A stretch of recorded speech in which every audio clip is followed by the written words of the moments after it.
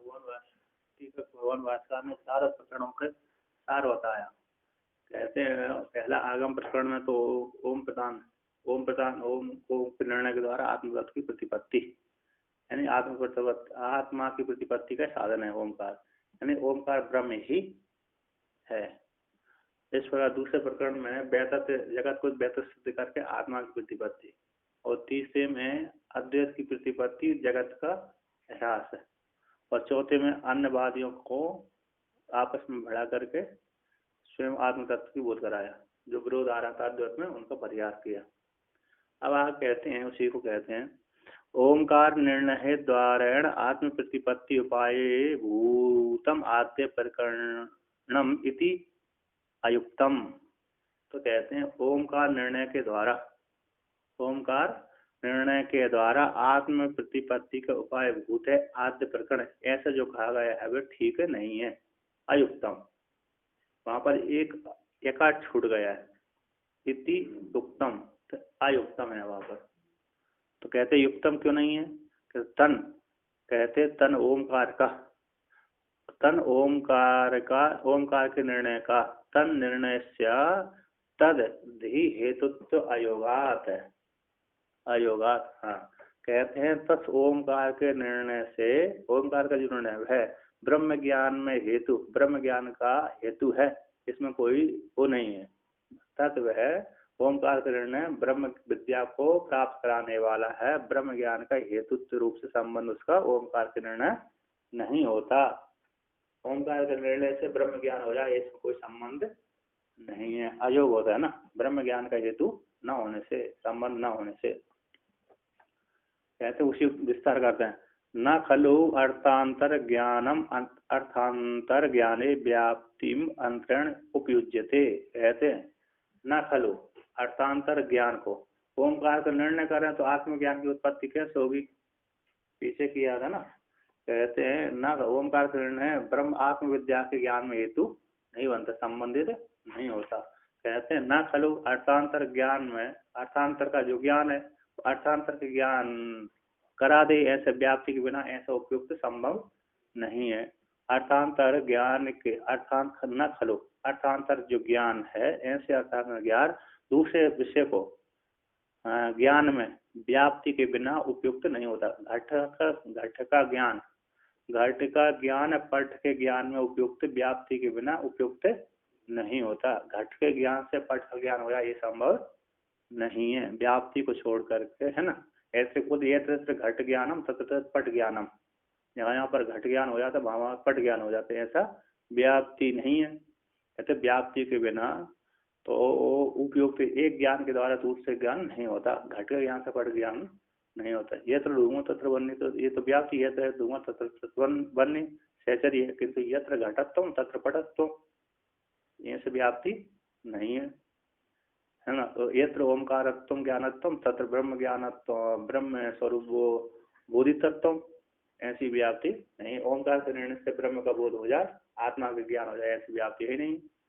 तो व्याप्ति न होने के कारण पर कैसे ओमकार के निर्णय से ब्रह्म विद्या का प्राप्ति होगी, आत्मज्ञान की प्राप्ति होगी, ऐसी प्राप्ति हो जाने पर कहते हैं न चात्र धूम अग्नि और व्याप्ति उपलब्ध, कहते हैं जैसे धूम यत्र धूम तत्वन्य जैसी व्याप्ति उपलब्ध होती, उसी प्रकार यहाँ पर भी ओमकार में और ब्रह्म में आत्म विद्या में व्याप्ति उपलब्ध नहीं होती, है ना। ओमकार निर्णय का, कहते हैं ओमकार का निर्णय, अत्र यहाँ पर ओमकार निर्णय का आत्म प्रतिपत्ति में हेतु है, ऐसी व्याप्ति नहीं उत्पन्न होती। यत्र यत्र ओमकार निर्णयत्वम तत्र तत्र आत्मज्ञानत्वम है, यत्र यत्र ओमकार निर्णयत्वम तत्र तत्र आत्मज्ञानत्वम, ऐसी व्याप्ति नहीं उपलब्ध होती। तो फिर कैसे ओमकार के निर्णय से आत्मबुद्धा की प्राप्ति होगी, ब्रह्म विज्ञान की प्राप्ति होगी। कहते न च आत्म कार्यत्वम ओमकार से युक्तम, कहते आत्मा का कार्य भी नहीं ओमकार, जिससे आत्म इससे घट के ज्ञान से मृत्यु के मूल कारण का ज्ञान हो जाए।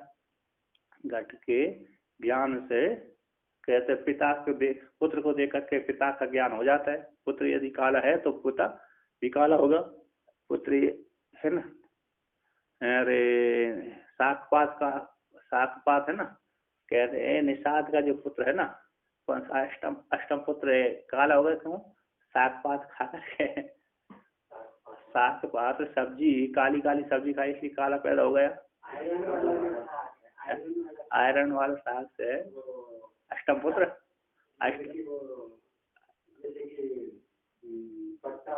पत्ता गोभी है, अष्टम साग पात खाने से वो अष्टम पुत्र उसको काला हो गया।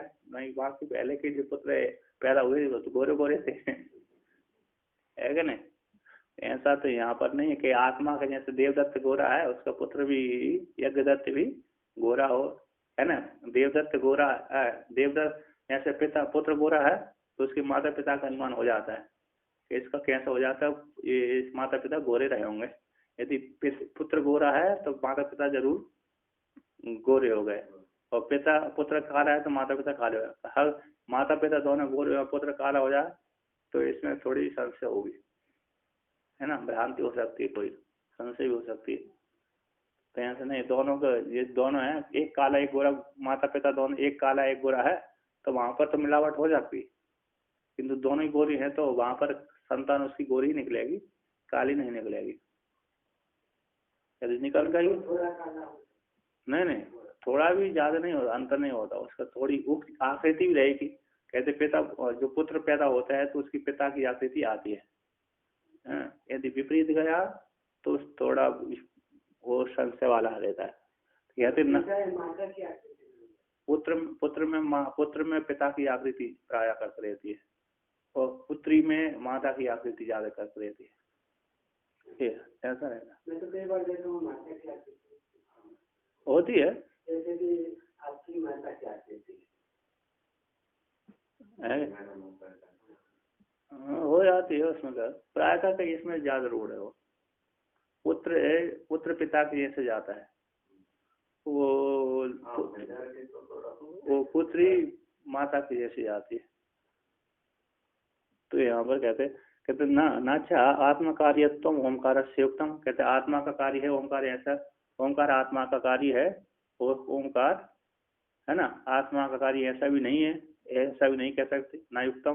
कहते अरे आकाश आदिर अविशेषात, आकाश आदिर अविशेषात समानता है, ओंकार है, ओंकार और ओंकार एकदम सर्वम, सब कुछ ओंकार ही है, आकाश के समान व्यापक है। आकाश आदि अविशेषात, यहाँ पर कहते आकाश आदि अविशेषात ओंकार से शेषा, है ना? कहते हैं ऐसा है आत्म कार्य आकाश आदि नाम न आत्म प्रत्येकात्म। अच्छा यहाँ पर कहते हैं आकाश आदि के समान है, आकाश आदि के समान होने अविशेषात समान होने से, ऐसे यहाँ पर कहते हैं आकाश आदि के में विशेषता न होने से, अत्र यहाँ पर ओमकार का आकाश आदि में की समानता, जैसे आकाश आदि ज्ञान से आत्मा का ज्ञान नहीं होता, ऐसे यहाँ पर कहते हैं आकाश आदि के समान होने से, आकाश आदि के ओम का यदि कार्य मान भी लेंगे तो आकाश आदि के समान हो गया, तो आकाश आदि ज्ञान से आत्मा ज्ञान तो होता नहीं है। तो उदाहरण देते हैं ऐसे यथा आत्म कार्यत्व आकाश आदि नाम, कहते हैं आत्मा का कार्य हो जाने पर भी आकाश आदियों का न आत्म प्रत्याख्यात्म न भवती, तो आकाश आदि आत्मा को बोध कराने वाले नहीं होते। तथा उसी प्रकार से तस्य ओमकार का भी न तत्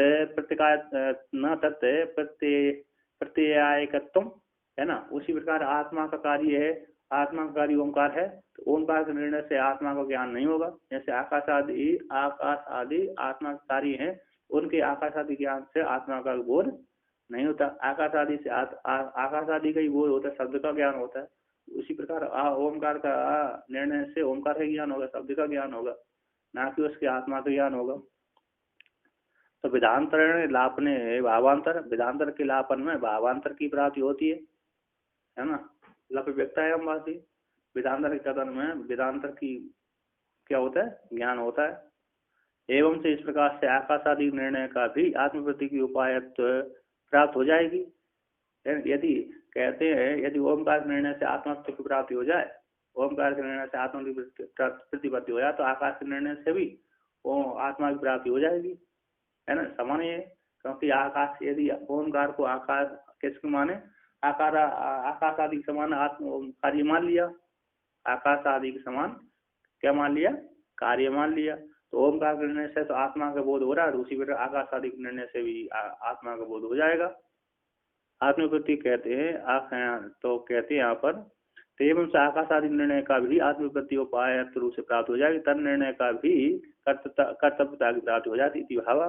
इस प्रकार से कहते हैं आकाश आदि का आत्म कार्यत्व अविशेष पक्ष में ये दोष आ रहा है। यदि आत्मा आकाश आदि के समान आत्मा ओमकार को कार्य मानेंगे तो यहाँ पर कहते हैं आकाश आदि के समान होने से यदि ओमकार को आत्मा कार्य मानेंगे तो आकाश आदि के जैसे निर्णय से इनका ज्ञान नहीं होता, उसी प्रकार इसका भी इसके निर्णय से ज्ञान, ओमकार के निर्णय से ज्ञान नहीं होना चाहिए। यदि आकाश आदि से जैसे ओमकार निर्णय से आत्मा ज्ञान मानेंगे तो आकाश आदि के निर्णय से भी आत्मा का ज्ञान मानना चाहिए, तो ऐसी प्राप्ति हो जाए। तो कहते तस्य च सर्वात्मत्वेन आत्मवत् तत् आत्मवत् तत् कार्यत्वं व्याघातिति मनवाना सन प्रथम प्रकरणार्थम प्रागुक्तम आक्षिपति। कहते हैं तस्य उस ओमकार का, तस्य कहते तस्य 4 नंबर टिप्पणी में अविशेष आते ना, ओमकार का 4 नंबर टिप्पणी तस्य आत्मा ही सर्वम है ना, आत्मा ही यानी क्योंकि जो आत्मा है सर्वम आत्मा चा और आत्मा सब आत्मा न आत्म कार्यत्व। कहते हैं तस्य उस ओमकार का सर्वात्मत्व होने से, तस्य उस ओमकार का जैसे आत्मा है सर्वम है ना, वे आत्मा जो सर्वम है तो आत्मा हो गई, सब आत्मा रूप ओमकार है, आत्मा का कार्य नहीं हो सकती है ना। यहाँ पर वर्णन किया कि जो तत्व उस ओमकार का सर्वात्मक होने से आत्मा के समान व्यापक हो गए। अब व्यापक होने से तत्व कार्यत्व मानेंगे तो व्याघात दोष हो जाएगा, है क्या हो जाएगा, व्याघात दोष हो जाए। अरे आत्मा के समान व्यापक है तो किसी कार्य कैसे होगी, जो व्यापक नहीं होता परिचिन होता तो कार्य हो जाता। तो आत्मा सर्व जैसे आत्मा व्यापक है वो किसी कार्य नहीं है, उसी प्रकार ओमकार सर्वम है, ओमकार एवं सर्वम, तो सब कुछ है तो आत्मा के समान व्यापक है तो फिर कार्य कैसे होगा। यदि कार्य मानते हैं तो व्यापक तो घट जाएगा उसका। तो कहते हैं तस्य उस ओमकार का सर्वात्मत्व होने से आत्मा के समान व्यापक होने से तस्य उस ओमकार का कार्यत्व व्याघात है, ऐसा कार्यत्व मानेंगे तो व्याघात दोष आ जाएगा। ऐसे मनमान का ऐसे जानता हुआ मन मानते हुए है ना सन, तो प्रथम प्रकरण के ऐसा पूर्व पक्षी मानता हुआ, पूर्व पक्षी है ना, शिष्य मानो तो पूर्व पक्षी मानो, तो ऐसे मन मानते हुए सन मानते हुए प्रथम प्रकरण में प्रकरण प्रथम प्रकरण के अर्थ को प्राग उक्त जो खाया उसको आक्षेप करते कथम किस हेतु से इस ओमकार निर्णय से आत्मविद्या की प्राप्ति होगी। तो कुछ मूल पीछे आते हैं तो कथम है ना, मूल में कहते कथम पुनर् ओमकार निर्णय आत्म तत्व प्रतिपत्ति उपायतम प्रतिपद्यते। कहता कश हेतु से ओमकार के निर्णय से, ओमकार के निर्णय के द्वारा आत्म प्रतिपत्ति के उपाय है, साधन है। ओमकार के निर्णय से आत्म तत्व की प्राप्ति हो जाती है, यानी आत्म तत्व की प्राप्ति का ये साधन है। उपाय प्रतिपद्यते, ओमकार का निर्णय आत्म तत्व की प्रतिपत्ति का साधन रूप से प्राप्त होता है। आप कैसे कह रहे हो, है ना, ये कैसे कह रहे हो, ऐसा पूर्व पक्षी ने शंका किया। तो ऐसी प्राप्ति हो जाने पर यदि ओमकार का कार्य है, ओमकार है आत्मा का कार्य है, तो कार्य है तो जैसे आकाश आदि कार्य, तो ये दोष आ रहे कि ओमकार निर्णय से जैसे आत्मा ज्ञान हो रहा है उसी प्रकार आकाश आदि निर्णय से भी ज्ञान प्राप्त हो जाए। और यदि आत्मा के समान ओमकार व्यापक है तो किस कार्य भाव रहा नहीं उसका, है ना, कार्य मानते तो कार्य व्याघात दोष आ रहा है। तो ओमकार निर्णय से ओमकार का ज्ञान होगा, ना कि आत्मा का। आत्मा का कार्य नहीं है, सर्वम है, तो ओमकार निर्णय से ओमकार का ज्ञान होना चाहिए, आत्मा ज्ञान नहीं होना चाहिए। फिर ओमकार के निर्णय से आत्मा का बोध आत्म तत्व की प्रतिपत्ति का साधन है। ऐसे कैसे प्रतिपत्ति थे, कैसे प्राप्त होते, ऐसे प्राप्त हो जाने पर उससे सिद्धांत कहते देखो हम कहते हैं।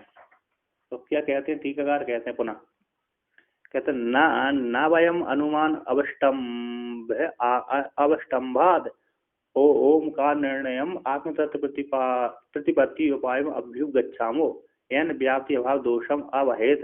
कहते भयम हम अनुमान के, कहते हैं भयम हम अनुमान के आशय से, अवष्टम यानी आशय से, अनुमान के आशय से ओमकार का निर्णय करके आत्म प्रतिपत्ति के आत्मा ब्रह्म ज्ञान की, आत्म प्रतिपत्ति नहीं ब्रह्म ज्ञान की उपाय का साधन है, ऐसा हम स्वीकार नहीं करते। मात्र अनुमान प्रमाण को आधार बना करके, मात्र अनुमान प्रमाण को आधार बना करके ओमकार के निर्णय से आत्म तत्व की प्रतिपत्ति होती है, आत्म ब्रह्म ज्ञान की प्राप्ति हो जाती है, ब्रह्म विज्ञान की प्राप्ति का साधन है, ऐसा हम स्वीकार नहीं करते। जिससे कि व्याप्ति के अभाव में दोष की प्राप्ति, व्याप्ति का अभाव और दोष की प्राप्ति हो हमारे में, है ना। जिस हेतु से कहते हैं, जिस हेतु से व्याप्ति का अभाव, व्याप्ति अभाव और दोषम आवे, व्याप्ति का अभाव और दोष की प्राप्ति होए।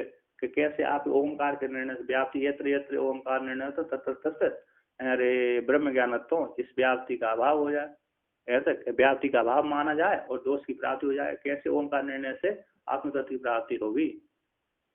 तो हम ऐसा अनुमान प्रमाण से ओमकार निर्णय से आत्मतत्व प्रतिपत्ति को पार रूप से स्वीकार नहीं करते। हम तो आगम प्रमाण होकर के, ऐसे आगम प्रमाण से ओमकार निर्णय से आत्मतत्व प्रतिपत्ति को उपाय साधन कहते हैं कि आत्मप्रतिपत्ति साधन। अतः ओमकार और ब्रह्म एक ही है, भिन्न भिन्न नहीं है। चाहे ओमकार कहो चाहे ब्रह्म कहो, दोनों एक ही है।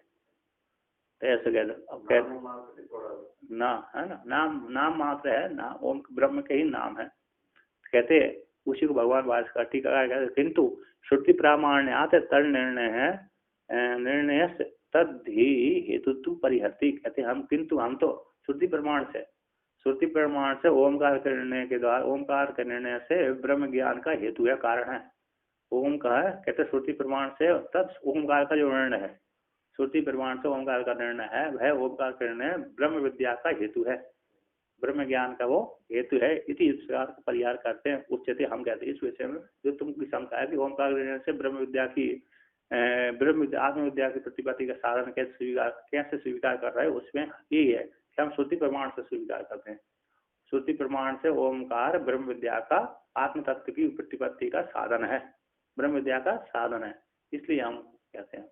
तो कहते हैं कौन सा है, तो कहते हैं कहाँ पर देखा गया, तो यहाँ पर भाग देते हैं तत्र, कहते ओम इति एतत्, पहला भाग दिया भगवान भास्कर ने, ओम इति एतत्, ओम ऐसा ओम इति कौन, सर्वे वेदा यत् पदम आमनन्ति तपांसि, सर्वे वेदा यत् पदम आमनन्ति तपांसि सर्वाणि यच्च वदन्ति, और पंचांग निवेशा त्रिणाचेता ओम इति एतत् पदम, ओम इति एतत्, सारे वेद जिस पद को कथन करते हैं, सारे वेद जिसको पठन करते हैं, और सर्वाणी कर्माणी यदा वदन्ति कठोपनिषद, तो सारे वेद और सारे चारों वेद हो गए, कर्म कांड आदि जिसको बोध करते हैं, ब्रह्मवेता जिसको कहते हैं, वो तत्व क्या है, ओम है, ओम इति एतत्, तो ओम शब्द है, वो ब्रह्म ही है, तो उसी कहते हैं।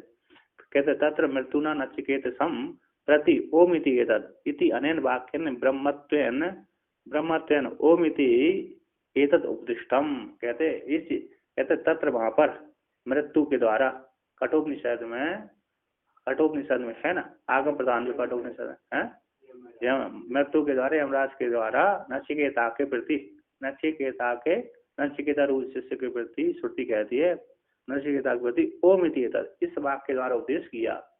ओम इति एतत् जिसके विषय में तुमने पूछा था, अन्यत्र धर्मात् अन्यत्र अधर्मात् अन्यत्र कृतात् च कृताच्च यच्च भूताच्च भवच्च यत्तद् पश्यसि तद्वद, यत्तद् पश्यसि तद्वद, अन्यच्च भूताच्च भव्यच्च यत्तद् पश्यसि तद्वद, जो तुमने कहा है ना। तो जो तुमने पूछा वो ये है, ओम है। कौन है वो, ओम इति एतत्, ओम इति, ओम शब्द स्वरूप को बोध करा दी, ओम इति, इति शब्द लगने से शब्द स्वरूप का ज्ञान होता है, और इति जब वाक्य के लास्ट में आता है तो अर्थ का बोध कराता है। जब एक पद के सामने आता है इति, तो मात्र शब्द स्वरूप का बोध कराता है, ओम इति, तो ओम ही ब्रह्म। यदि कहा था लास्ट में आता, ये ब्रह्म का वाचक है, ये क्या है, ब्रह्म का वाचक, इसके द्वारा ब्रह्म का बोध होता है। किंतु ओम पे ही इति लगा दिया हमने, तो ओम ही ब्रह्म है। ऐसे अयोग, अन्य योग व्यवच्छेद, अत्यंत योग व्यवच्छेद और अयोग व्यवच्छेद, तो जैसे वहां पर एव का धारण करते हैं, पार्थिव धनुधरा अन्य योग व्यवच्छेद, उस पर ओम इति, ये ओम शब्द स्वरूप ही ब्रह्म है। तो कहते यहाँ पर कहते ओम इति अनन वाक्य के द्वारा, इस वाक्य के द्वारा ब्रह्मत्व रूप से वाक्य के द्वारा क्या है, ब्रह्मत रूप से ओम इति एतत्, ऐसा उपदेश नचिकेता को यमराज जी ने उपदेश किया।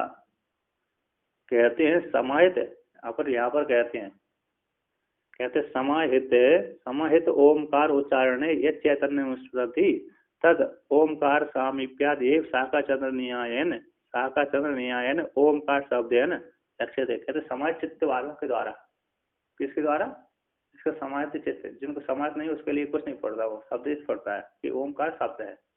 एक व्यक्ति ने कहा, एक व्यक्ति गुरु के पास में गया विद्यार्जन करने के लिए, तो विद्यार्जन करने के लिए तो कहा कि गुरु जी मेरे को उपदेश करिए, मंत्र दीजिए। उसने कहा ठीक है सेवा करो। सेवा पहले वैष्णवों के पास में गया हो, तो सेवा वैष्णव सन्यासी कोई भी गया हो तो सेवा करवाए, 12 साल सेवा करवाई, 12 साल सेवा करवाई। तो 12 साल सेवा करने वाले ने कुछ कहा अब तू पक्का हो गया शिष्य, सारी निष्ठा हमारे ऊपर, तो उसको मंत्र दिया, तो मंत्र दिया ओम शब्द दे दिया। तो 12 साल तक उसने सेवा करी थी, सेवा के बल से प्रवास प्रसन्न हो गए गुरु जी ने ओम मंत्र दे दिया।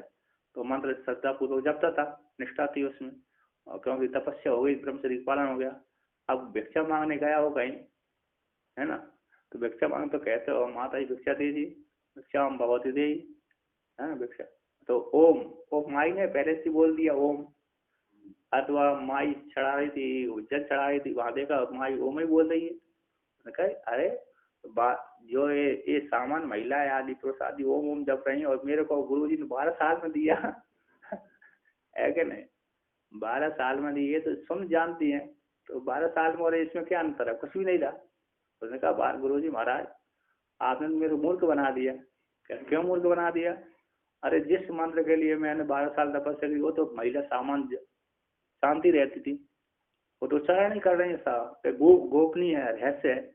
उसने कहा इसको गुरु दीक्षा देने के बाद बोलते हैं ना कि जो मंत्र मैं दे रहा हूँ किसी के सामने उजागर नहीं करना। क्या करना? किसी के सामने उजागर नहीं, गोपनीय है, बड़ी रहस्य मूल विद्या है, किसी के सामने उजागर इसको करना नहीं। जब किसी को देना है तो अपना शिष्य बना करके देना, उपदेश करना। इसको इसी को किसी के सामने उजागर दूसरे व्यक्ति के सामने सुन ना ले, इस प्रकार से जाप करना। सुन भी हम जाप करना है ना, तो दूसरा व्यक्ति न सुन ले पास वाला, इतनी धीरज से जाप करना। मानसिक जाप करना तो वाचिक करना, उपांशु जाप करना, वाचिक जाप नहीं करना। कोई दूसरा व्यक्ति न सुने मंत्र उजागर नहीं करना, ये बड़ी गोपनीय रहस्य विद्या है। ऐसा उपदेश कर दिया, ऐसा उपदेश करने के पश्चात उसको कोई 2 महीना 4 महीना के बाद गया होगा भिक्षा मांगने, वहां देखा तो सब कोई ओम ओम चिल्ला रहे हैं, सारे क्या चिल्ला रहे हैं? ओम ओम। मगर मेरे गुरुजी ने तो ऐसा बोला था कि गोपनीय, ये तो सबको उजागर, ये प्रत्यक्ष ही है। गुरुजी ने बोला किसी के सामने उजागर नहीं करा, ये तो सब लोग जानते हैं। तो मेरे मंत्र उस मंत्र क्या है? कहा तो आपने गुरुजी के पास आकर शिकायत की उसने, गुरुजी महाराज जिस मंत्र को आपने दिया था वो तो हर कोई जानता है, आप तो कह रहे गोपनीय है, आपने मेरे को मूर्ख बना दिया। उसने कहा ऐसी बात नहीं ऐसी बात नहीं। कुछ दिन बाद, कुछ देर के बाद वहीं पर कहा देखो मैं एक पत्र देता हूँ, इसको तुम क्या करना, इसके पास बाजार में जाना, इसको सारे दुकानों को बेचना नहीं, लेकिन इसके मूल पूछ के आना। क्या पूछ के आना? मूल्य पूछ कर ना आना। तो सबसे पहले ले गया, पत्ता दे दिया गुरुजी ने एक पत्ता, उसके पास जा करके कहा, सबसे पहले उसके पास ले गया, किसके पास? जो सब्जी आदि के पास में दुकान, सब्जी वाले की दुकान के पास में, कि महाराज इसका मूल्य ये पत्थर है मेरे पास, मेरे को मिला है, मैं इसको बेचना चाहता हूँ, तो आप कितना रेट देंगे? देखो पत्थर तो अच्छा चमकदार है, हाँ 2-5-10 रुपये ले लीजिए, इतनी सब्जी ले लीजिए। कहा दे दो। उसने कहा अभी नहीं बेच दूंगा, थोड़ा और रेट लगा। तो दूसरे के पास गया, दूसरे दुकानदार, उस सब्जी वाले को छोड़कर दूसरे दुकानों के पास है, किराने आदि के स्टोरों के पास, तो उसके पास गया। तो इसने कहते मेरे को बेचना है, सामान जरूर है, धन की आवश्यकता है, इसको कितने रुपए दोगे? उसने कहा 1000 रुपये दे दूंगा। तो वहाँ पे नहीं, इसमें तो घाटा है, अभी नहीं। तो दूसरी तीसरी दुकान के पास गया, तो वहां से उसमें और बढ़ोतरी होती गई, जो पहचान वाला था अच्छा पता देगा। इसके बाद लास्ट में जौहरी के पास में गया। पहले तो सामान्य व्यक्ति पर, बाद में भी जौहरी में भी कई बहुत से जानते थे, बहुत से नहीं जानते थे। लास्ट जौहरी के पास गया, जो अच्छा जानकार था मणि रत्नों का। उसने के पास उसने कहा ये पत्थर मेरे को बेचने कितनी धन देवे? उसने देखा ये पत्थर तो ओरिजिनल है। उसने कहा जितना भी मेरे पास संपत्ति है, ऐश्वर्य है, इसका 1000 गुना भी मेरे दूं तब भी कम है इसके लिए। इससे पत्थर के लिए मैं तुम इनको जो संपत्ति मेरी पास में रखी हुई है, इसकी 1000 गुना भी ला करके इकट्ठा करके दूं तब भी इसके लिए कम है। इतनी इसकी कीमत मैं नहीं दे सकता इसको। तो फिर बाद में ले करके आकर के गुरु जी का पास गया। उसने गुरु जी इसने और इन्हें तो ऐसे बताया, उसने ऐसे बताया। गुरु जी ने कहा देखो ये पत्थर जो तुम 12 साल प्राप्त हुआ है, वो 12 साल में जो मंत्र दिया था वो वही मंत्र वो सामान लोग जप रहे थे, उसमें और ये इसमें ये अंतर है। जो पत्थर जो तुमको मैंने पत्थर दिया था उसकी जो सब्जी वाले ये क्या कर रहे थे, इतना रेट लगाया उन्होंने, उसको कम जानने वाले चमक देकर के उतना पैसा लगा। उससे ज्यादा वाले दूसरे के पास गए, थोड़ा जानदार था, पढ़ा लिखा था, उसके पास गया तो उसने थोड़ा ज्यादा लगाया। उसके दूसरे तीसरे पास गए, चौथे के पास उसने ज्यादा, लेकिन जौहरी के पास गया तो उसने उसकी संपत्ति कैसे लगाई, अपरंपार लगाई। उसी प्रकार ये मंत्र है, तुमको यदि मैं शुरू से दे दे तो तुम कूड़ा कचरे के समान जानते हैं, तो जो सामान लोग उच्चारण करते वो तो इसी मंत्र को कूड़ा कचरे के समान जानते हैं। किंतु जो मैंने दिया है ये जो मंत्र वही मंत्र तुमने विद्या के द्वारा प्राप्त किया, सेवा के द्वारा प्राप्त किया, महान फल देने वाला है, मोक्ष रूप फल को देने वाला है। इसकी संपत्ति इसका कोई सीमा नहीं है, ये थोड़ी सी कीमत वाला है ऐसा नहीं है ही मंत्र एक ही, किंतु वो अनेक अनाधिकारी कार्य जो अधिकारी नहीं है उनके पास तो सामान कैसा कूड़े कचरे के समान है, किंतु अधिकारी के पास वही मंत्र कैसा होता है, मोक्ष को देने वाला होता है। तो इसको लेकर कहते आगे, कहते समय चित्त वालों के द्वारा ओमकार के उच्चारण में जो चैतन्य फुरता है, जो चैतन्य फुरता है तद ओमकार के समीप से ही शाखा चंद्र न्यास है, शाखा चंद्र न्यास से ओमकार शब्द के द्वारा वो ब्रह्म ही लक्षित होता है ना। समाज चित्त असमाज चित्त वालों के द्वारा नहीं, समाज चित्त वालों के द्वारा तो ओमकार जैसे ओमकार उच्चारण करेंगे तो उसमें क्या उच्चारण, ब्रह्म ही स्मरण होगा। ओमकार शब्द के उच्चारण में जो चेतन फुटता है वह तब ओमकार के समीप से ही शाखा चंद्र न्यास जानते हैं है ना। पहले तो दादी के सामने शाखा चंद्र न्यास तो हर कोई जानता है, मतलब चंद्रमा को हर कोई देख लेता है, किंतु चंद्रमा के बाद अरुंधति न्याय में क्या होता है, थोड़ा सूक्ष्म बुद्धि लगानी पड़ती है। शाखा चंद्र न्याय तो क्या होता है, सरल है। चंद्रमा जानते हो कि नहीं जानते, कि देखो डाली दिख रही है, वहां दिख रही है, यहाँ दिख रही है, उसके सामने वो बड़ा दिख रहा है ना, बड़ा चमकदार, वो चंद्रमा है। ये तो व्यक्ति जल्दी है, मोटी बुद्धि वाला भी जान लेता है। किंतु कहते अरुंधति न्याय, अरुंधति न्याय जानते हो, अरुंधति तारा दिख रहा है तुमको, क्या नहीं दिख रहा है, कहाँ बताइए। कहते वो डाली दिख रही है, हाँ दिख रही है, उसके सामने जो तारा दिख रहा है चमकदार, हाँ दिख रहा है, वो अरुंधति। जब देखो व्यक्ति की बुद्धि केंद्रित हो गई कि हाँ दिख गया, हाँ दिख गया, कि उसके पास में जो है वो नहीं जो मैंने बताया वो नहीं, उसके पास में उसको देखो, उसके पास में देखा तो बाद में और छोटा तारा देखा, क्या दिख गया, हाँ दिखा, वही अरुंधति है, जो दिख रहा है ना वही है, हाँ दिख गया। नहीं वो जो दिख गया वो उसको छोड़ो, वो नहीं, उसके पास में जो थोड़ा सा टिम टिम कर रहा है वो अरुंधति है, मुख्य मूल है। तो पहले मोटे से छोटे में जाकर सूक्ष्म केंद्रित करा दिया है, सूक्ष्म अरुंधति न्याय, अरुंधति न्याय, इसको अरुंधति न्याय बोलते हैं, मतलब विशुल से लेकर सूक्ष्म ले जाना। सूक्ष्म होता है, वो सातों के बीच में होता है, साथ रहती है। सारे सप्तऋषियों की अपनी अपनी पत्नी साथ नहीं रहती, किंतु अरुंधति साथ रहती है। नहीं ऐसे नहीं है, उसको वरदान मिला है कि तुम्हारे ऊपर जो भी नजर डालेगा उसका तेज नष्ट हो जाएगा, शिव जी ने वरदान दिया है। जब से वो पुत्री जब पैदा नहीं, अरुंधति के रूप में पैदा नहीं हुई, इससे पहले संध्या नाम की थी, वो ब्रह्मा जी की मानसी पुत्री थी, है ना। तो उसी ने तपस्या करी, तो उसने कहा तो ऐसी मेरे पातिव्रत धर्म जी ये विधान किया था कि जन्म लेते ही बालिकाओं को काम वासना में जागृत ना हो, क्योंकि उसको जन्म लेते ही काम वासना जागृत हो गई थी, क्योंकि ब्रह्मा जी की मान से सृष्टि थी, मान से शुरू में जवान पैदा हुई थी, इसी काम वासना भी जागृत हो गई। शिव जी ने नियम लगा दिया वहां से कि आज से 7-8 साल तक किसी बालिका को काम वासना जागृत नहीं होगी, 7-8 साल तक। उसके बाद फिर वो बाद में होगी। सृष्टि नहीं चलेगी। तो ये है, तो इसीलिए वो पतिव्रताओं में वो अनुगति सांप रहती है इसलिए, क्योंकि उसके ऊपर कोई नजर नहीं डाल, जैसी नजर डाली खराब दृष्टि से तो वो अपनी सीमा से च्युत हो जाते हो, इसलिए सांस रहने का अधिकार प्राप्त हो चुका है। तो कहते हैं समायत है ना, इसलिए वो अरुंधति को दिखाते हैं पत्नी को जाने के बाद। हाँ उसी आप भी ऐसी पतिव्रत उदाहरण करके रहिए, अरुंधति न्याय है ना, ये भी है। दिखता तो कुछ नहीं है अरुंधति, कहाँ दिखेगा वो, लक्षित है मतलब वहाँ पर उसके माध्यम से। हाँ जैसे अरुंधति पति के साथ रहती है, पतिव्रता होकर किसी के दूसरे ऊपर नजर नहीं डाल दे, उसी प्रकार आप भी पातिव्रत धर्म से युक्त रहिए। तो कहते हैं यहाँ पर, अरे एक है इसमें है ना, एक कहते हैं, अब यहाँ पर कहते हैं दीर्घ प्रणम उच्चारी मनोराज्यम विजीय थे, यहाँ पर वर्णन किया है समय चित्त के द्वारा ओमकार के उच्चारण में चैतन्य उत्पन्न होता है। तो समय चित्त कैसा होता है, तो समय चित्त पंच तत्विकार कहते हैं दीर्घ प्रणम उच्चारी मनोराज्यम विजीय थे, दीर्घ प्रणम उच्चारण से मनोराज जीत लिया जाता है। और कहते हैं घंटावत प्रणवोच्चारात वायु निर्जित यत्न था, ये देवी भागवत में वर्णन किया, घंटा के समान प्रणव को उच्चारण से वायु यत्न पूर्वक जीत ली जाती है। घंटा जैसे घंटा है ना, एक बार घंटा बजा दिया धीरज से ले से वो धीरज शांत होता रहता है, एक ही शांत नहीं होता घंटा। हाँ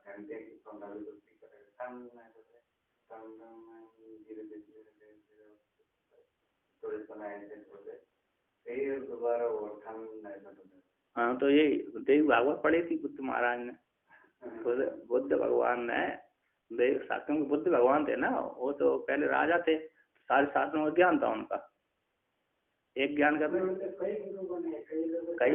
कई गुरु हुए थे उनके, सारे गुरुओं को गुरु बनाया, गुरु बनाने की वजह सारे गुरुओं को शिष्य भी बना लिए बाद में, जिनको शिष्य गुरु बनाया उन्हीं को बाद में बहुत से को शिष्य बन गए थे। हाँ कई जगह, क्यों भगवान भास्कर ने कहा तुम्हारे बुद्ध ने भी तो वेद से ही समा सिद्ध हुए, जब ब्रह्म सूत्र में खंडन करते हैं ना बौद्ध मत का, तो कहा कि हमारे गुरु सर्वज्ञ थे, कि तुम्हारे गुरु भी वेद से ही सर्वज्ञ हुए, ऐसे इधर उधर सर्वज्ञ नहीं हुए, अपने मन से सर्वज्ञ नहीं हो, वेद का आश्रय लिया था, वेद के आश्रय ही सर्वज्ञ हुए, बाकी इधर उधर सर्वज्ञ नहीं हो, क्योंकि उन्होंने सबसे पहले वेद ही तो पढ़ा था, राजा के पुत्र थे, वेद पढ़े थे, और सारे कोई सन्यासी मिला, कोई अवधूत मिला, उनकी शरण में गए, तो प्रतिबंधक थे, इसलिए एक ही उनके सामने ज्ञान नहीं हो पाया।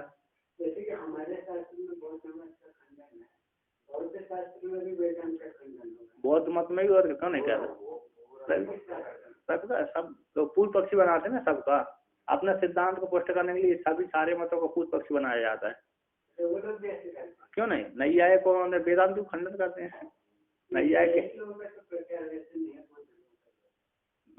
नैयायिकों का अब कमजोर हो गया ना अभी,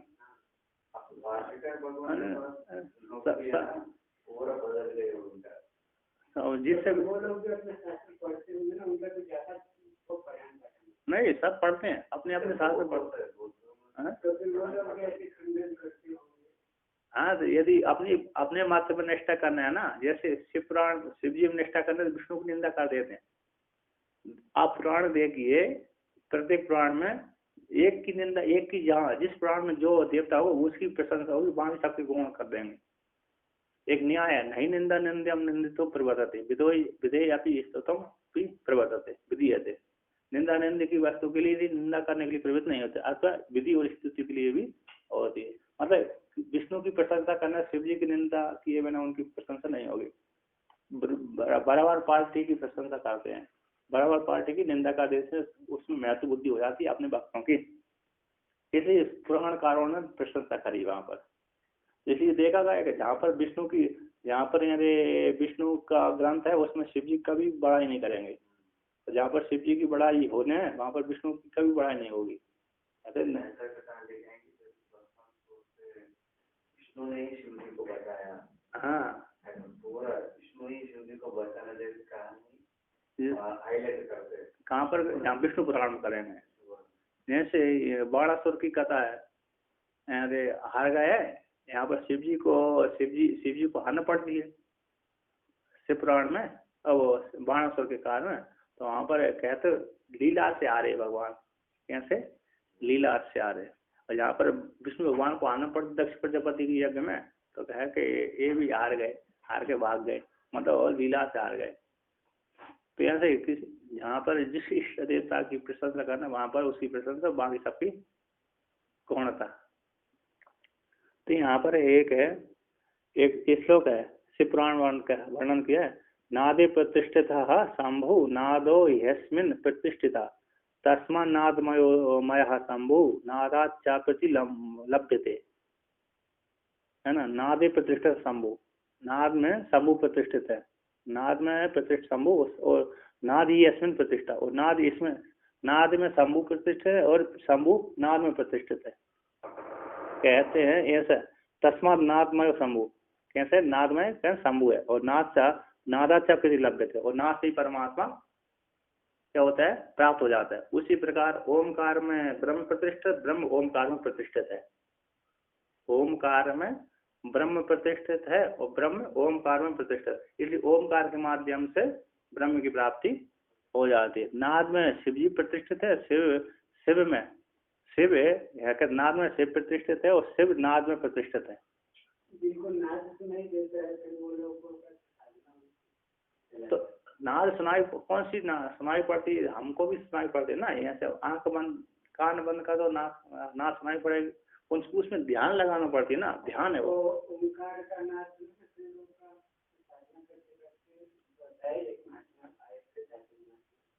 तो उनका नाद सुनाई देता है, और सुनाई देने के बाद फिर आगे और भी कई आगे चला गया, और मेरा साधना क्या हो गया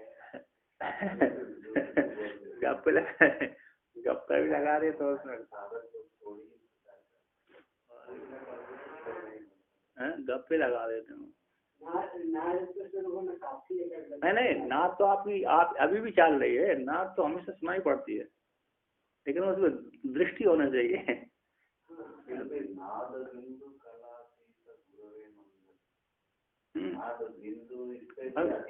हाँ, नाद बिंदु हो, नाद मतलब ये अभी छोटी छोटी नाद सुनाई पड़े, उसमें दृष्टि केंद्रित हो, दृष्टि केंद्रित नहीं तो कुछ नहीं होगा वो। जैसे आप शांत हो जाए यहाँ पर, अभी आपको सुनने तो वैसी आवाज सुनाई पड़ती है, मेरे को तो बिना हाँ वो शून्य है, साउंड है शून्य है वो, तो इसकी लहर आती रहती है, वो आत्मा की है आवाज, ब्रह्म की शून्य, लेकिन उसमें दृष्टि केंद्रित नहीं है तो कुछ भी नहीं होता है।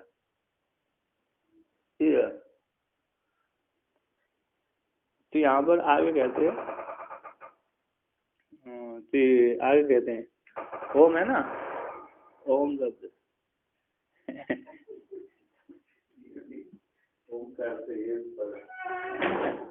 तो यहाँ पर कहते हैं ओम है, कहते हैं ना, कहते हैं तेन लक्षणायो, कहते हैं तेन लक्षणाया ओम का निर्णय ब्रह्म ही हेतु इति विवक्षिता श्रुति उदाहरती, कहते हैं तेन इसी हेतु से ओमकार के उच्चारण से ब्रह्म लक्षित होता है ना।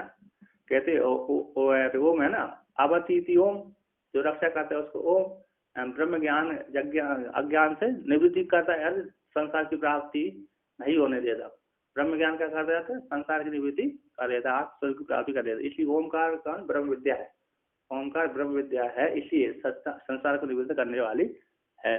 कहते हैं इसी ओमकार के निर्णय से, ओमकार के द्वारा, लक्षणा के द्वारा, तेन इसी हेतु से ओमकार की लक्षणा से, ओमकार निर्णय लक्षणा के द्वारा, है ना, सामीप्य संबंध से, यहाँ पर कहते हैं लक्षणा के द्वारा सामीप्य संबंध से, जैसे ओमकार को उच्चारण किया ना, ओमकार तद ओमकार के सामीप्य से शाखा चंद्र यहाँ से क्या हो जाता है, ब्रह्म ही लक्षित हो जाता है। ओमकार के, क्योंकि ईश्वर का सबसे अत्यंत प्रिय नाम है तो ओम ही है, और अत्य जैसे है आत्मा के नजदीक कौन है, बुद्धि है, आत्मा के नजदीक कौन है, मन की अपेक्षा बुद्धि नजदीक, उसी प्रकार आत्मा का सबसे प्रिय नाम है ओम।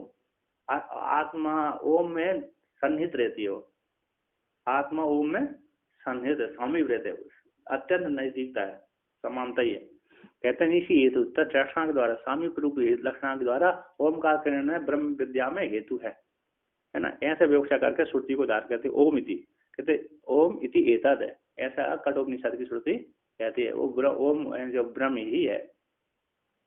तो कहते हैं उसी आग कहते हैं, उस कठोपनिषद में और कहते हैं वहीं पर, प्रतिमायाम विष्णु बुद्धिवत ओमकारो ब्रह्म बुद्धि उपास्यमानो ब्रह्म प्रतिपत्ति उपाय भवति इति वाक्यार्थ में पढ़ते। कहते जैसे प्रतिमा में विष्णु बुद्धि होती है, शालिग्राम में विष्णु बुद्धि और नरदेश्वर में शिव बुद्धि होती है, उसी प्रकार ओमकार में ब्रह्म बुद्धि के द्वारा उपास्य है ना। ओमकार कैसे, तो ओमकार ब्रह्म बुद्धि के द्वारा उपासमान होता हुआ ब्रह्म की प्रतिपत्ति, ब्रह्म विद्या की प्रतिपत्ति का उपाय है, ब्रह्म विद्या का साधन होता है। जैसे शालिग्राम से विष्णु बुद्धि, शालिग्राम की उपासना करने से विष्णु के फल की प्राप्ति होती है। क्या, विष्णु रूप फल की आता, विष्णु भगवान का ज्ञान प्राप्त हो जाता है, विष्णु भगवान की भक्ति हो जाती है। उसी प्रकार ओमकार की साधना से ब्रह्म विद्या की प्राप्ति हो जाती है। तो विष्णु जैसे शालिग्राम में विष्णु बुद्धि, ओमकार में भी ब्रह्म बुद्धि हो जाती है। ऐसे ब्रह्म बुद्धि के द्वारा उपासमान होता हुआ उपासमान ओमकार ब्रह्म प्रतिपत्ति का साधन होता है, उपाय होता है। ऐसे स्वीकार करके वाक्यांत पठन करते हैं। एतत् आलम्बनम श्रेष्ठम एतत् आलम्बनम परम एतत् आलम्बनम ज्ञातो ब्रह्मलोके महीयते, कठोपनिषद है। तो स्तुति कहते एतत् आलम्बनम श्रेष्ठम, ये आलम्बनम सबसे श्रेष्ठ आलम्बन ओमकार ही है। एतत् आलम्बनम श्रेष्ठ एतत् आलम्बनम, हाँ लास्ट में यही है,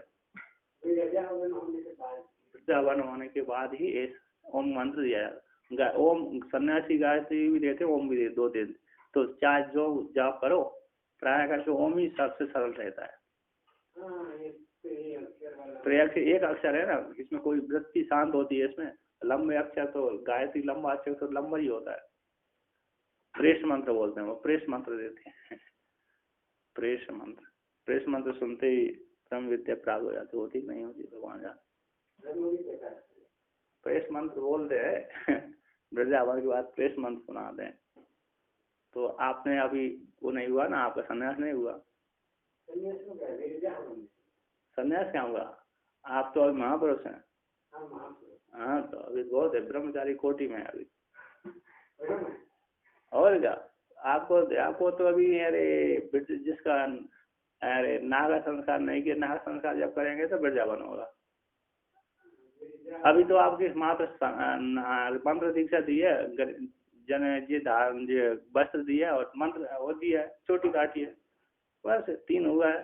तो ब्रह्मचारी हुआ, ब्रह्मचारी चोटी को काट देते हैं। आकाश वाले सोचते कि यदि हम चोटी नहीं काटे भाग जाएगा, घर में भाग जाएगा, इतने उद्देश्य करके वो अखाड़े वाले काट देते हैं। मुख्य बात ये है, बाकी और आगे नहीं है। जब वो जैसी संन्यास देंगे उस चोटी देना पड़ती है। चोटी गायत्री भी देते हैं, उसी काल में गायत्री देंगे। हाँ नहीं, अभी जब संन्यास नहीं है, संन्यास के पहले है गायत्री देंगे। वो आचार्य देगा वहाँ पर, वो गुरु नहीं देंगे आपके। वो तो दे दी, वो परंपरा के निर्वाह करने के लिए।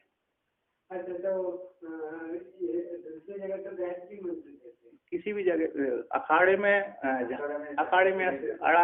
वो उन्होंने चालू कर दिया है ऐसा नहीं। पहले वो अखाड़े वाले भी गायत्री मंत्र ही दे देते पहले। उन्होंने सोची यदि गायत्री मंत्र देंगे जाप करेगा, ब्रह्मचारी रहेगा, कहीं हो सकता भाग जाए, तो तुरंत चोटी काट देते हैं। तो चोट कहते चोट तुम्हारा संन्यास हो गया, बाद में पेट बड़े आवन होगा, ऐसे बोल देते हैं। मंत्र तो लास्ट में तो वृंदावन के बाद जो प्रेस मंत्र ही देते हैं, ओम और प्रेस मंत्र ये होता है। तो जिसको गायत्री मंत्र नहीं मिला वो नहीं जब करता। तो अभी आपको जब संन्यास होगा तो आपको गायत्री मंत्र दिया जाएगा उस काल में। 1 घंटा एक दिन पहले दिया जाएगा, चोटी रखाई जाएगी, जनेऊ दिया जाएगा एक दिन दे करके, अथवा 1 घंटा 2 घंटा पहले गायत्री जाप करवाई जाएगी। गायत्री जाप करवाने के पश्चात फिर वो आचार्य वृंदावन करेंगे। नहीं, यहाँ पर नहीं, अखाड़े में अलग देते हैं ना। वो किसी आश्रम में लिया तो बात अलग है, यहाँ का देते हैं, घाट पे ले जाते हैं, सर घाट पे करते हैं अकेले। मेरी अब इच्छा नहीं है, पहले एक बीच में इच्छा हुई थी मेरी, तो बीच में आज फिर बाद में शांत हुए। तो इसको फिर वो गायत्री मंत्र नहीं है, वो फिर दूसरी जगह संन्यास नहीं ले सकता ना। नहीं, गायत्री जहाँ पर संन्यास लेगा वहाँ गायत्री लेना ही पड़ेगी। गायत्री का ही त्याग करना है प्राय करके, है ना।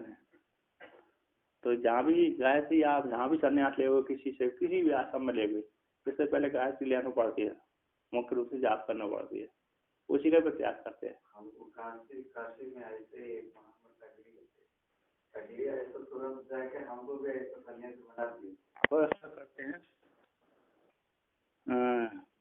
तो ओमकार हो गया ना, आलम श्रेष्ठ। अब आगे दूसरे मंत्र कहते हैं यहाँ पर, एतद भी सत्यकामा कहते हैं, किंच अयम ओमकारो यदा परापर ब्रह्म दृष्टि उपासते तदा तज ज्ञान उपायताम उपारोहिति इति मत्वा पुनः श्रुति दर्शयति। कहते हैं जब ऐसा जिसका किंच और भी है, अयम है ओमकार है, ओमकार इस ओमकार को, यह ओमकार है यदा जिस काल में, इस ओमकार परापर दृष्टि से, परापर पर ब्रह्म अपर ब्रह्म, इस पर ब्रह्म और अपर ब्रह्म की दृष्टि से ओमकार की उपासना की जाती है जिस काल में, है ना। ओमकारी पर ब्रह्म है, ओमकारी अपर ब्रह्म है, इस दृष्टि, दो दृष्टि से उपासना की जाती है। तथा उस काल में तज ज्ञान से, पर अपर ब्रह्म के ज्ञान से, तो पर अपर ज्ञान के उपायता को उपारोध करके, उपारोध आरोहण करके, महत्व जान कर पुनः श्रुति दर्शती दिखलाती है। तो पर ब्रह्म की उपासना, ओमकार को पर ब्रह्म जानकर उपासना करने से पर ब्रह्म की प्राप्ति होती है, आत्मज्ञान की प्राप्ति होती है, और अपर ब्रह्म, ओमकार को अपर ब्रह्म करके उपासना करने से ब्रह्मलोक की प्राप्ति होती है, हिरण्यगर्भ लोक की प्राप्ति होती है। एक से ज्ञान होता है, एक से लोक की प्राप्ति होती है। कहते एतद वही सत्य कामा, हे सत्य काम यही है, यही सत्य, यही कौन है, यही पर और अपर ब्रह्म कौन, ओमकार है ना। हे सत्य काम एतद वही, जो तुमने पूछा था, यही पर ब्रह्म की प्राप्ति के साधन है, यही अपर ब्रह्म की प्राप्ति का साधन, वो कौन है, ओमकार है। अब यहाँ पर कहते हैं इतिचा, कहते हैं किंच और भी, ये तद किंचा समाधि निष्ठो यदा ओम इति उच्चार्य, ओम इति उच्चार्य आत्मानम अनुसंधत्ते तथा स्थूलम अकारम ओकारे सूक्ष्मे तम च कारणे मकारे तमपि कार्य कारणातीते प्रत्यक आत्मनि उपसंहृत तन्निष्ठो भवति इति अनेन प्रकारेण ओमकार से प्रतिपत्ति उपाय भवति इति विधांतरेण अह ओम इति आलम, ओम इति आत्मनम विंजित। कहते हैं जब समाधि निष्ठ हो जाता है व्यक्ति, समाज अंतःकरण वाला, समाधि समझ अंतःकरण वाला, समाधि निष्ठ मतलब समझ चित्त वाला, समाधि समझ चित्त वाला, हाँ समझ चित्त वाला जो साधक है, जिसका अंतःकरण योग चित्तवृत्ति है ना, योग के चित्तवृत्ति को रोक लिया, योग करते करते, प्राणायाम करते करते, अन्य अन्य साधना करते करते, बिना योग के नहीं होगा। बिना हम तो गए ना, साधना प्राणायाम साधना आदि नहीं करे तो चित्त शांत नहीं होता, इसलिए प्राणायाम करना जरूरी रहती है। तो प्राणायाम ज्ञान हाँ सब होता है,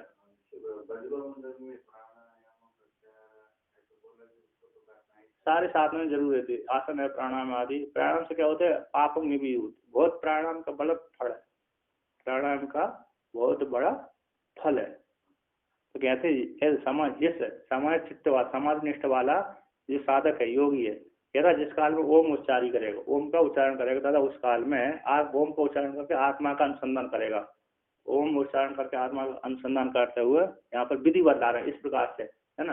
तब विधि बदलाते हैं, ओमकार का आत्मा का अनुसंधान करता है, तथा उस काल में वो समाधि निष्ठ होकर के जो भी साधक है ओमकार को उच्चारण करके आत्मा का संधान करता है, यदा जिसका उस काल में क्या करते हैं, स्थूल आकार देखो, स्थूल आकार का ओमकार का ये एकमात्र स्थूल आकार है ना। स्थूल सारा प्रपंच आ गया है, आकार में कितना आ गया, विराट विश्व और जितना भी कार्य प्रपंच है, स्थूल कार्य प्रपंच है, वो आकार की ओमकार की आकार मात्रा हो गई, है ना। और इधर ब्रह्मा जी आ गए, ब्रह्मा जी जागृत अवस्था, विश्व विराट और सारा स्थूल प्रपंच, और वेद में भी एक वेद लिया जाता है। तो ये सारा आकार मात्रा ओमकार, उस आकार मात्रा को उकार मात्रा में लीन कर देते हैं। आत्मा का चिंतन, ओम का उच्चारण करके जब आत्मा का संधान करते हैं तो ऐसे आकार को उकार में लीन कर दिया, तो वो ब्रह्मा जी विष्णु में लीन हो गए, है ना। और ओमकार की आकार मात्रा उकार में लीन हो गए।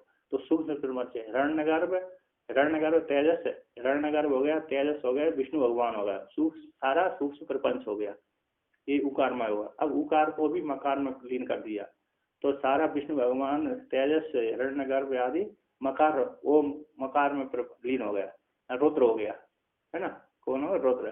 तो मकार हो गया स्वप्न सुसुप्ति में लीन हो गए।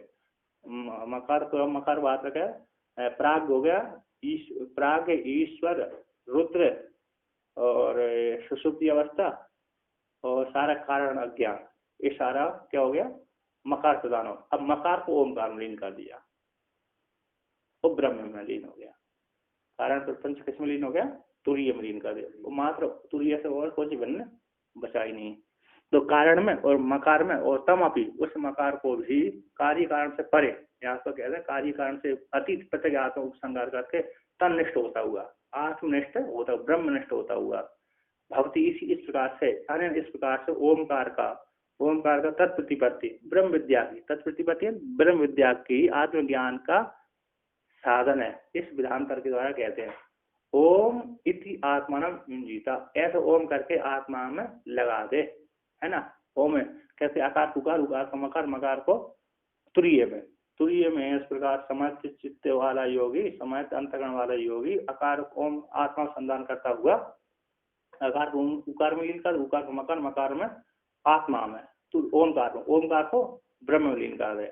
ऐसे करके अपनी आत्मा को लगा दे, ओम को आत्मा में लगा करके आत्म ब्रह्म रूप से चिंतन करे, समाधिष्ठ हो जाए, योगी लगा दे। अब इस कहते हैं, अब ओमकार और ब्रह्म में अभेद चिंतन करते हैं, ओम ही ब्रह्म है, ओम इति ब्रह्म। इसको टीकाकार कहते हैं पुनः, कहते किंच यो अयम स्थाणु सपुमान इति वद यद एतद ओम इति उच्यते तद ब्रह्म इति बारायाम समानादि कर्णेन समाय तो ब्रह्म बोलते थे। किंचा यो अयम स्थाणु सपुमान, जो स्थाणु है वो पुमान है, तो समानाधिकरण हो गया। क्या कौन हो गया, समानाधिकरण। जो स्थाणु है वो कौन हो गया, पुमान है इत्यादि, इस समानाधिकरण के समान। तो क्योंकि स्थाणु में प्रथमा है, पुमान में भी प्रथमा है। यो है सा, या सा, या और सा का एक है, एक कहते यहाँ पर है। तो स्थाणु निकल जाता है और पुमान शेष रह जाता है। क्या रह जाता है, जो स्थाणु है वो पुमान है। तो यहाँ पर पुमान, तो स्थाणु निकल गया या तो पुमान निकाल दो, है ना। जो स्थाणु था वो पुमान हो गया। तो वहां पर देखो ठूंठ है, चोर नहीं है। कौन है, ठूंठ है, चोर नहीं है, है ना। तो चोर बुद्धि जो थी पुमान की चली गई, सीधा कौन बचा, ठूंठ बचा। फिर भय निवृत्ति हो जाती है, हो गई नहीं भय, क्योंकि पहले तो भय हो गया था, चोर हो गया। ये स्थाणु बुद्धि क्या हो गई थी, चोर बुद्धि हो गई थी। चोर बुद्धि होती मेरे पास धन है तो चुरा लेगा, ये छीन लेगा, तो ये बुद्धि हो गई थी। अब बुद्धि देगा, बाद में शांत हो गया, थोड़ा अंतर्गत शांत हो गया, देखा अरे ठूंठ है, चोर नहीं है। तो और चोर का बाद हो गया ठूंठ बचा, तो भय की निवृत्ति हो गई, सुख की अवाप्ति हो गई, शांत हो गया, है ना। उसी प्रकार यहाँ पर कहते इति इतवत, तो यद एतद ओम, ये ओम है, इति उच्यते तद ब्रह्म है ब्रह्म है। तो इति बात सामान्यकरण के द्वारा समाहित होता है ब्रह्म बोधते। बात सामान्य सर्वम खलु इदम ब्रह्म, सब कुछ ब्रह्म है। हाँ, अयम शब्द से दोनों का समानाधिकरण, पुरुष और स्थान दोनों, दो शब्द का समानाधिकरण, एक अयम, अयम समानाधिकरण बने, उसमें ये बात करने एक बात ऐसा हो गया ना, ऐसा तो एक निषेध हो गया। यहाँ पर बात समान, सर्वम खलु इदम ब्रह्म, सर्वम खलु इदम ये ब्रह्म की श्रुति बात समानाधिकरण में आती है। तो सर्व ब्रह्म नहीं हो सकता, जगत ब्रह्म नहीं हो सकता, तो जगत को निकाल दिया, सर्व को निकाल दिया, ब्रह्म शेष रह गया। सर्व शब्द को निकाल दिया, सर्वम खलु इदम ब्रह्म, इदम सर्वम को निकाल दिया, इदम शब्द से जगत आता है, ये संपूर्ण जगत ब्रह्म है। इस प्रकार से ब्रह्म जगत, ये जगत ब्रह्म नहीं हो सकता, तो कहते इदम सर्वम को निकाल दिया, ब्रह्म शेष बचा। ये बात समझ कर, इदम को निकालने से ही हो जाएगा, सर्वम ब्रह्म होने से सर्वम कहने की जरूरत नहीं है, है ना। सर्व सभी है, तो सर्वम ही हटा दी, संपूर्ण एक ही। हाँ, तो वहां पर हटा, सर्व को हटा दिया, इदम को हटा दिया, तो उससे ब्रह्म शेष बचता है, कुछ भी नहीं है। तो बात समाधिकरण में है ना, बात समाधिकरण यहाँ पर। आरोपित को हटा दिया था, आरोपित को जब हटा दिया तो जो शेष बचता है, निश्चित शेषो जैसा अशेषा, निश्चित का जो शेष बचता है वही ब्रह्म। तो इस प्रकार से सम्मत आदि सामाजिक काल के द्वारा सम्मत ब्रह्म बोधित होता है। तथा च उसी प्रकार से कहते हैं युक्तम ओमकार से ब्रह्म ज्ञान हेतु, तो उसी प्रकार से युक्तम कहा ठीक है, ओमकार ब्रह्म विद्या का हेतु है। ओमकार कैसे ब्रह्म ज्ञान में हेतु है, कहते ओम इति ब्रह्म, ओम का ब्रह्म ही है, ओम ब्रह्म है, ये ब्रह्म विद्या का ज्ञान ब्रह्म विद्या में हेतु कहलाता है। किंच और भी कहते हैं किंच सर्वास्पदत्वात् ओमकार से ब्रह्मण तथत्वात् एक लक्षणत्वात् अन्यत्व असिद्धि ओमकार प्रतिपत्ति ब्रह्म प्रतिपत्ति देव, कहते हैं किंच और सर्वस्पदात होने से, कहते हैं सर्व आस्पद हो, ब्रह्म तो सभी का आस्पद है ना, ब्रह्म क्या है सभी का आस्पद है, उसी प्रकार ओमकार भी सभी का आस्पद है। कहते सर्वास्पद होने से ओमकार और ब्रह्म का तथा होने से एक लक्षण होने से, एक लक्षण जैसे ब्रह्म सभी को आस्पद है उसी प्रकार ओमकार भी सभी का आस्पद है, दोनों का एक ही समान लक्षण होने से, समान लक्षण होने से अन्यत्व की सिद्धि न होने से ओमकार की प्रतिपत्ति ब्रह्म की प्रतिपत्ति है, ओमकार का ज्ञान ब्रह्म का ज्ञान है, क्योंकि दोनों का एक ही लक्षण है। तो कहते कहाँ है लक्षण एक ही, कहते ओमकार एव इदम सर्वम, ब्रह्म एव इदम सर्वम, ओमकार एव इदम सर्वम, ब्रह्म एव इदम सर्वम, सर्वम खलु इदम ब्रह्म, ओमकार एव इदम सर्वम, तो दोनों की एक ही है, इदम सर्वम सबको दोनों ही है, ओमकार ही सर्व है और ब्रह्म ही सर्व है, तो दोनों समान लक्षण, दोनों ही आधार है, सर्वास्पद है। फिर ब्रह्म जो ब्रह्म कह दो चाहे ओम कह दो, दोनों का एक ही बोध होता है। तो आगे कहते हैं, कहते ओम इति इदम सर्वम इत्यादि वाक्यांतर संग्रहार्थम आदि पदम इत्यादि श्रुतिभ्य ब्रह्म प्रतिपत्ति उपायत्व ओमकार से प्रमितम इति शेषा, कहते हैं ओम इति जो पद है ना, ओमकार एवं इदम सर्वम इत्यादि श्रुतियों के द्वारा, इत्यादि श्रुतियों से जाना जाता है कि ओमकार ब्रह्म ही है। तो आदि श्रुति में जो आदि पद आया ना, तो ओम इति, यहाँ पर ओम इति इदम सर्वम इत्यादि वाक्य का वाक्यांतर का संग्रह करने के लिए आदि पद है ना, आदि पद को भी इत्यादि श्रुतियों के द्वारा इत्यादि श्रुतियों के द्वारा ब्रह्म प्रतिपत्ति का उपाय है, उपायत्व ओमकार है, उपायत्व है ओमकार का प्रमिति में हेतु है, ओमकार ब्रह्म प्रतिपत्ति का साधन रूप से स्वीकार किया है, प्रमिति ब्रह्म विद्या का हेतु है, प्रमिति है, जाना गया है, ओमकार प्रमितम प्रमाणित है ना, कैसा प्रमाणित है, ब्रह्म विद्या का हेतु है, इति शेषा। अब यहाँ पर शंका करते हैं, कहते हैं ननु स्व अनुगत प्रतिभाषी सन्मात्रे चिदात्मनि प्राणादि विकल्पस्य कल्पितत्वात् आत्मना सर्वास्पदत्वं न पुनर ओमकार से तदस्ति अननुगमात् इति तत्र उत्पक्ष यहाँ पर शंका करते हैं, यहाँ पर स्व अनुगत प्रतिभास में कहते हैं स्व अनुगत प्रतिभास सन्मात्र में चिदात्मा में प्राणादि विकल्प का कल्पित होने से आत्मा का सर्वास्पदत्व है। जैसे स्व अनुगत हमारे शरीर में गया कि नहीं है, हमारे शरीर में सारे कल्पित आवास हो रहे हैं, इस आत्मा में शरीर में प्राण इंद्रिय है सारे आस्पद है कि नहीं, कल्पित हो रहे हैं। कहते हैं स्व अनुगत, स्व में गया हुआ प्रतिभास सन्मात्र में चिदात्मा में प्राण आदि विकल्प का कल्पित रूप से आत्मा का सर्वास्पद है, आदि इसी में संपूर्ण जगत व्याप्त है। कौन आत्मा में स्व अनुगत प्रतिभास सन्मात्र चिदात्मा में चिदात्मा सारे आवासित हो रहे है ना, क्या हो रहा है, प्रतिभास रहे है, इस परमात्मा में संपूर्ण जगत प्रतिभास है। तो भाषने के कारण प्राण आदि विकल्प का कल्पित होने से, प्राण आदि विकल्प उससे परमात्मा भाषित इसी हो कल्पित है, हमारी स्वास्थ्य आदि उसी आत्मा में भाष रही है ना, कल्पित है, तो कल्पित होने से आत्मा का सर्वास्पद है।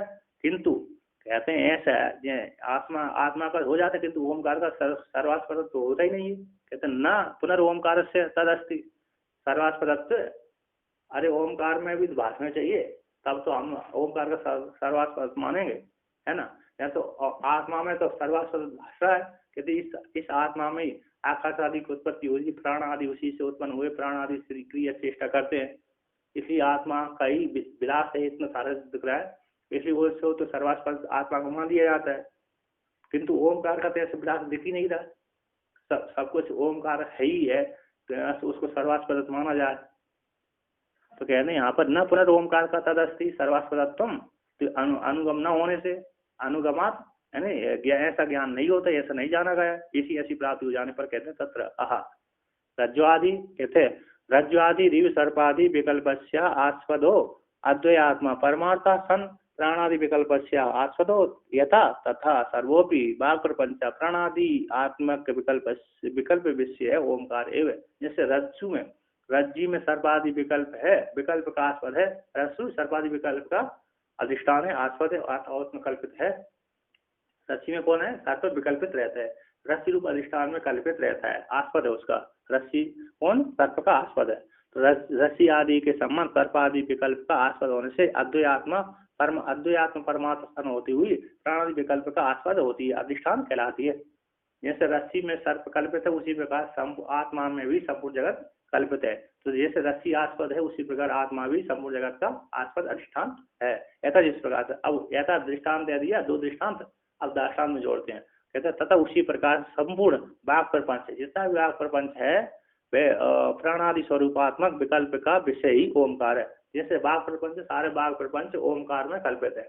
आकार हो गई सर्वा वाक्, श्रुति कहती है आकार हो गई सर्वा, सारे ही आकार, जितनी वाक् सारे आकार स्वरूप है, अर्थात ओमकार से सारे अक्षर निकलते हैं। सबसे पहले सृष्टि होती है तो चारों वेद किससे उत्पन्न हुए? ओमकार से उत्पन्न हुए। परमात्मा ने जब ओम का उच्चारण किया, उस ओमकार से वेद उत्पन्न हुए। तो आकार सारे जो आकार से लेकर के हल पर्यंत तक, अयुन से लेकर के हल के लकार तक है, हल के लकार तक सारे आकार में ही केंद्रित हैं, आकार से उत्पन्न होते हैं। ओमकार रूप जो वाणी है, ओमकार से ही हल तक अच उत्पन्न होते हैं। अच नहीं, हल तक, अच और व्यंजन दोनों ओमकार से उत्पन्न होती है। इसी अकार ही सर्ववाक है। श्रुति के ओमकार सर्व वाक संतरणति, ऐसी वाक की है, ऐसी श्रुति है छांदोग्योपनिषद की। इसलिए ऐसा नहीं कह सकते कि ओमकार सर्वास्पदत्व नहीं है। टीकाकार कहते हैं यहाँ पर, कहते यथा रज्जु शक्ति, यथा रज्जु सुक्ति इत्यादि अधिष्ठान विशेष सर्पो रजतम इत्यादि विकल्प से आस्पदो अभ्युगता तथा आत्मा अद्वैत्वात् मिथ्यात्व हेतु अभावात् परमार्थ सत स्वभावो भक्ष्यमाण प्राणादि विकल्प से आस्पदो अभ्युगम्यते। कहते जैसे रस्सी है, सुक्ति है इत्यादि अधिष्ठान विशेष रूप से अधिष्ठान विशेष है। ऐसे अधिष्ठान विशेष में जो सर्प रजत आदि विकल्प का आस्पद है, अधिष्ठान है ना, कौन? रस्सी और सुक्ति, रस्सी और सूक्ति अधिष्ठान विशेष, रस्सी और सूक्ति है सर्प रजत आदि का कैसे अधिष्ठान है, आश्रय है, अधिष्ठान है। तो विकल्प का आस्पद होती है, स्वीकार किया गया। ऐसा जिस प्रकार तथा उसी प्रकार से आत्मा अद्वैत आत्मा भी अद्वैत आत्मा होने से मिथ्यात्व हेतु का, उसमें मिथ्यात्व का हेतु न होने से, अद्वैत आत्मा में मिथ्यात्व का हेतु न होने से परमात्म सस्वभाव वाली होती हुई आत्मा भक्ष्यमाण प्राण आदि विकल्प का आस्पद होती है, स्वीकार की गई है ना। आत्मा कैसी मिथ्या नहीं है, मिथ्या न होती हुई मिथ्या हेतु का अभाव होने से परमात्मा स्वभाव वाली भक्ष्यमाण प्राण आदि विकल्प का आस्पद रूप से स्वीकार किया गया है। तथा यथा जिस प्रकार से दृष्टांत हो गया तथा उस प्रकार कहते यथा ऐसा, कहते यथा ऐसा दृष्टांत है। यहाँ पर यथा यथा शब्द मूल में जो शब्द आया ना, यथा तथा, तो यथा शब्द को लगे यथा ऐसा दृष्टांत है। तथा प्राणादि विकल्प प्राणादेर आत्म विकल्पो यश तद विषय सर्वो वाक् प्रपंच यथा उक्त ओमकार मात्र ओमकारात्मक तदा आस्पदो गम्यते। यथा ऐसा दृष्टांत है तथा उसी प्रकार से यथा सर्वो अपि वाक् प्रपंच प्राणादि आत्म विकल्प का विषय है। जैसे प्राणादि है ना, प्राणादि आत्मा के विकल्प का विस्तार है, प्राणादि आत्मा के विकल्प का विषय होता है, विस्तार होता है, आत्मा का विस्तार है। प्राणादि जैसे यहाँ पर कहते हैं, मूल में कहते हैं जैसे प्राणादि आत्म विकल्प विषय, आत्म विकल्प विषय ओमकार है। जैसे प्राणादि सारे आत्मा का विस्तार है, प्राणादि कैसे आत्मा के विस्तार, प्राणादि सारे आत्मा में कल्पित है और आत्मा से विस्तार को प्राप्त होते हैं, उसी में कल्पित है। उसी प्रकार यहाँ पर कहते हैं जैसे यथा इस दृष्टांत है तथा उसी प्रकार से प्राणादि आत्म विकल्प है, यानी आत्मा का विस्तार है, आत्मा का क्या हो गया?